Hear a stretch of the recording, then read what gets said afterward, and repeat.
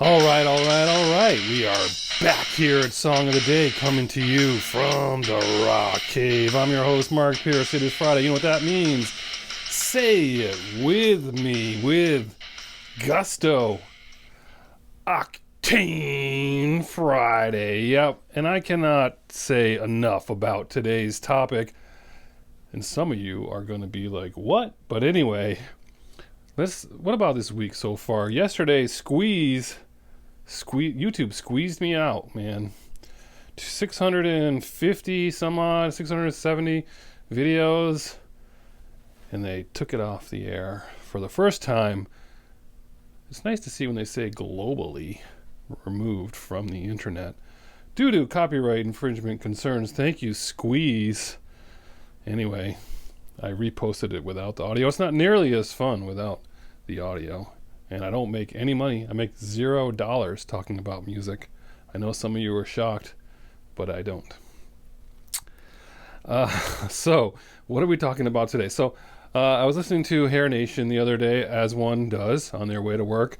And, this band came on, and I was like, all right, I'm going to cover them because they have to be covered. They're important. But do I put them on a Wednesday? Like a Wanderlust Wednesday? Because a lot of people don't know it, or is this an Octane Friday? And I was like, it's totally Octane Friday. So it's Octane Friday for sure, but there's going to be plenty of you that are going to be like, who? What? But hey, maybe you get a day off from me and you're just like, cool. I can just go back to watching cat videos. That's fine. Or playing Wordle, or doing whatever. All right, so who are we talking about today? We are talking about the band Pantera. Pantera, super important in the metal world of music. Super important. One of the most important bands there is, as far as that's concerned, from the late 80s and early 90s. I mean, super influential. Who are they? A band formed in Arlington, Texas in 1981. Think about that for a minute. 1981. We're talking, what's 81? Blondie. Heart of Glass? No, I don't know. But whatever, 81. Air Supply? Yeah, there was just stuff like that, But here they are, Pantera. But at first they were more like a glam metal band. To be fair, glam metal.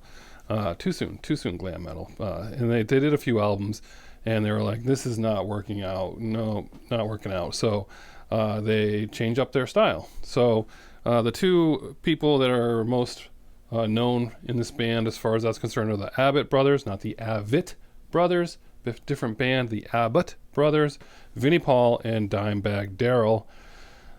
These guys just put out some pretty amazing music for just those years, like late 80s, like 1990 to 94. Yeah, like 90 to 94.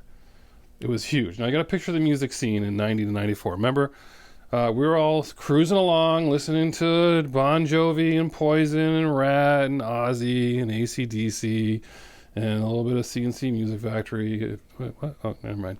And so then grunge takes over, right? But there was this other area of music, and it's important because I was working for Record Town in the mall in Connecticut, Manchester, Connecticut.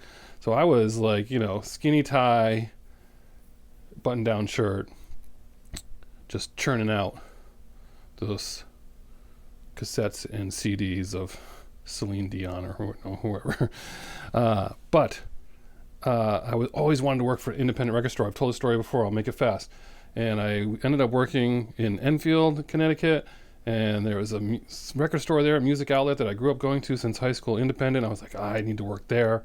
And I went there. They were looking for a job. I passed the test, Gary, passed that famous test, and I got a job there. And that place was basically a metal haven. If you love metal, and we're talking deep metal, we're talking stuff that most people have never heard of before. We're talking thrash, death, you name it, speed metal. It's all there. I mean, bands like Gore Guts, Cannibal Corpse, all this stuff. Selling the t-shirts, selling the stickers, selling the music. But this was huge. So I went from listening to the stuff I was listening to, Thompson Twins, yeah, I can work here, to Sepultura. Anyway, but by then, the time I showed up, I was already listening to Queensryche, and Death Angel. So Death Angel. So that was my gateway. Those were my gateway bands to be ready to work at Music Outlet. Music Outlet. I designed these shirts for Gary. I always told Gary he needed to get shirts. He never did. So, I designed these and I send some his way every once in a while. 38 years in business. He's still there. Got to look them up. Music Outlet, Enfield, Connecticut. Pretty awesome place. But anyway, this place is what taught me all about this stuff. And this was huge. We had two things going on at the same time. There was grunge, and there was this thrash metal revival, whatever you want to call it, the second wave of thrash metal. We're talking bands like I said, Death Angel, Sepultura, which we covered recently. Remember we talked about that second wave of thrash metal. Anthrax, Megadeth, Slayer, Metallica. Those were like kind of early. Like that was like 86, 87. So those guys were like the precursors, and then thrash came along, and then it was these bands like who are we talking about now? We're talking Suicidal Tendencies. I couldn't come up with it. A bunch of good bands like that. I mean, but this music was just, people couldn't get enough of it. And they would come in they were just buying all this stuff, and I couldn't help but listen to some of the stuff. Some of it hard for me to listen to. Get back to my comfort zone in my car and throw in some Thompson Twins, right? But they were doing some awesome stuff, and that's when I fell in love with White Zombie and all that kind of stuff. But these guys, when they put out their record in 1990, Cowboys from Hell, that's the one that changed the music scene. It was faster than what they were putting out. It was louder. The drums were faster. The vocals were more abrasive, kind of like Rob Halford, as I've read. A good comparison. That's pretty good, but like more abrasive than that. And they started touring with Suicidal Tendencies, Exodus, Judas Priest, Sepultura, Fate's Warning. 1991, that's when they just went up from there, and they were invited to play Monsters in Moscow in 1991 with AC/DC and Metallica in front of 500,000 people. This little band from Arlington, Texas played in front of a half a million. First of all, I don't even know. I mean, how many concerts can you... 500,000.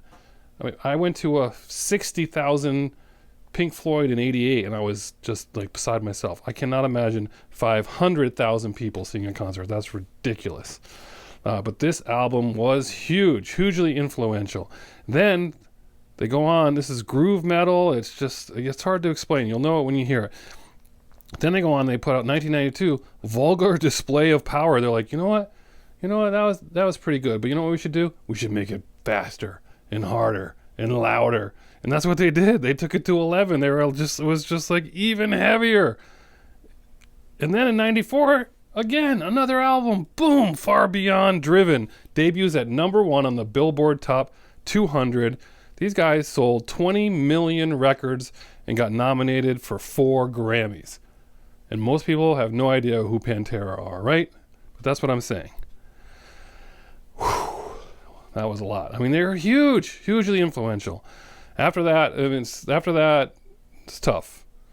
They had problems, drug problems, hiatus, back together. December 2004, tragically, Dimebag Darrell shot and killed on stage by a mentally ill fan in Columbus, Ohio. His brother tries to pivot and form another band called Hell Yeah. He died of heart failure in 2018. So, anyway, but Cowboys from Hell, July 1990, that's where it all started. And this music is just for the people who are fans. And I can't even claim, I talk about it because I worked in this record store, started listening to it, was buying into it, but I was on the fringe. I wasn't in the middle of it. I didn't go to the shows. I wasn't down there in the sweat doing all the stuff. So the people who lived it, no, they got a different story to tell probably, and I can't claim to own that. But I did appreciate the music at the time. But this was huge. It was a pretty big deal in music. What songs are we talking about? We're at 10 minutes. Cemetery Gates, Mouth for War, Floods, I'm Broken, let's see, Domination. But your song of the day is Walk. Walk is the one that I first heard that I was like, all right, maybe I won't play Thompson Twins today. maybe I will play Pantera. And that's what we did. And we played that record, and Walk is where it's at. So check it out. Sorry with the 10 minutes, guys, but Pantera deserves it. People still today, when on the anniversary of Dimebag Darrell's death, plenty of tweets about that. So they were super important. Pantera on Octane Friday. Anyone out there know? Paul Chabot, probably, maybe. It's time for you to speak up. But Pantera Walk is your song of the day on Octane Friday. Hope you enjoy it as we roll into the weekend. Give it a chance. And as usual, whatever you're doing, I hope it involves music like Pantera. Have a good one. And I'll catch you on the flip side.